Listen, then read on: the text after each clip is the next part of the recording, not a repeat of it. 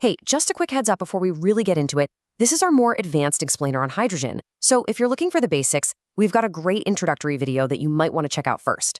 For everyone else, let's get ready to explore the hidden depths of hydrogen. So, hydrogen, the complexity of simplicity. It's element number one. Just a single proton, one electron. You'd think it would be the simplest, most straightforward thing in the entire universe to figure out, right? Well, as we're about to find out, that could not be further from the truth. All right, so first up, let's tackle a puzzle that's been bugging chemists for, more than a century now. Where in the world does hydrogen actually belong on the periodic table? I mean, that's the real question here, isn't it? Why is it that the simplest element of them all doesn't have one clear, obvious home? It's a debate that's literally been going on for over 100 years. Well, it's because hydrogen kinda has a split personality. On one hand, it can act just like the alkali metals in group 1, losing its one and only electron to form a positive ion. But then, it can turn right around and act like the halogens in group 17 by gaining an electron to form a negative ion. It's an element that wants to be in two completely different places at the exact same time. And the confusion doesn't even stop there. To make things even weirder, hydrogen also has a lot in common with group 14, the carbon group.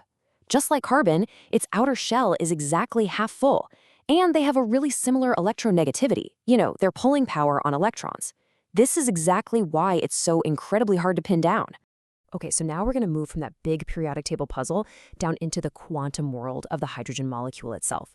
And this is where things get even more complex. To really get what's going on, we have to talk about something called spin isomerism. Basically, it's this quantum idea that a molecule can exist in totally different forms just based on how the spins of its nuclei are lined up. Think of them like tiny subatomic spinning tops. So, what does this mean for the H2 molecule? Well, it means it's not just one single thing. It's actually a mix of two totally distinct versions, or isomers. One called orthohydrogen and another called parahydrogen. So what's the difference? It all comes down to how the protons are spinning. In orthohydrogen, the two proton spins are parallel. They're spinning in the same direction. But in parahydrogen, they're antiparallel, spinning in opposite directions. It's a tiny, tiny quantum difference, but it has some very real consequences. And check this out. This quantum state changes dramatically with temperature. At room temperature, hydrogen is mostly ortho, about 75%. But as you cool it way, way down near its liquid state, the whole thing flips. It becomes almost 100% parahydrogen. And that's because parahydrogen is the lower, more stable energy state. And no, this isn't just some weird theoretical thing. These quantum differences lead to actual, measurable changes in physical properties. Parahydrogen has a slightly different melting point and vapor pressure than orthohydrogen.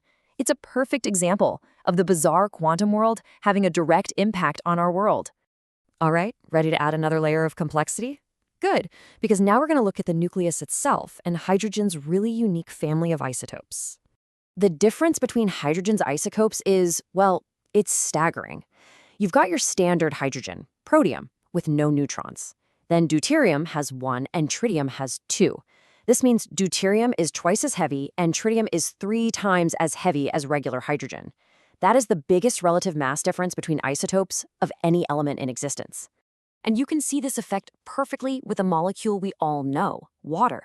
If you swap out the normal hydrogen for a deuterium, you get D2O, what we call heavy water.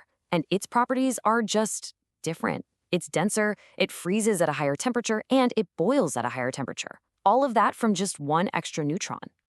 So this whole phenomenon has a name. It's called the kinetic isotope effect. Because the chemical bonds with heavier isotopes, like deuterium, are stronger, any reaction that needs to break those bonds just happens a lot more slowly. It's actually a super important tool for chemists to figure out exactly how reactions work. Okay, so now let's zoom way out from the tiny atomic level to the grand cosmic scale and explore hydrogen's dual identity as the architect of the universe and as a chemical chameleon right here on Earth. And when we say cosmic scale, we really mean it. Hydrogen makes up about 75% of all the elemental mass in the entire universe. It's not just another element on the chart. It is, for all intents and purposes, the primary building block of everything. And how does it build the universe? Simple. It fuels the stars. This is the proton-proton chain. It's the main way stars like our sun create energy. Under insane pressure and heat, hydrogen nuclei, which are just protons, get slammed together. They fuse, eventually form helium, and in the process release a truly immense amount of energy. The entire universe literally runs on hydrogen. But back here on Earth, hydrogen plays a completely different role. It's that chemical chameleon we mentioned, reacting with pretty much everything to form three very different kinds of compounds we call hydrides. I mean, just look at how versatile it is. With reactive metals, it forms ionic hydrides by just grabbing an electron. With nonmetals like oxygen or carbon, it forms covalent hydrides by sharing its electron. And with some other metals, it does something totally different, forming interstitial hydrides, where the tiny hydrogen atoms just slip into the gaps of the metal's structure. 3 strategies, 1 element. All right, for our final section, let's bring all this amazing science back down to Earth and see how we might be able to use it to power our future. Which leads us to the most important question of all. How do we take all of this incredible complexity, all of this reactivity, and actually use it to build a cleaner future? Well, one of the most exciting answers is the hydrogen fuel cell. Let's walk through how it works. First, hydrogen gas comes in and gets split into protons and electrons. The protons go straight through a special membrane, but the electrons, they have to take the long way around, which creates an electric current. Finally, on the other side, those protons and electrons meet up with oxygen from the air, and the only thing they form is pure water. It's just an incredibly elegant system. But, and this is a huge but, not all hydrogen is made the same way. There's what we call gray hydrogen, which is made from natural gas and actually releases CO2. Then there's blue hydrogen, also from natural gas, but the CO2 gets captured. And the holy grail is green hydrogen, which is made by splitting water using clean, renewable electricity.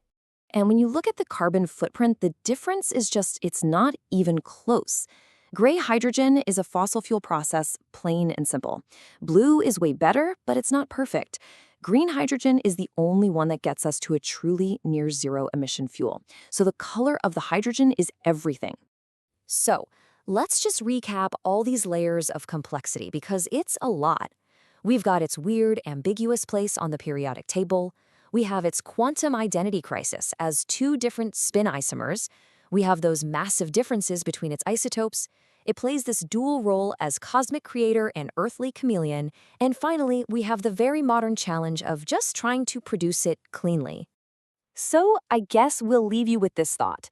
Hydrogen is the simplest atom there is, and yet its complexity is the foundation for our entire universe. It really makes you wonder, what other simple things that we see every day are hiding that kind of incredible, profound depth?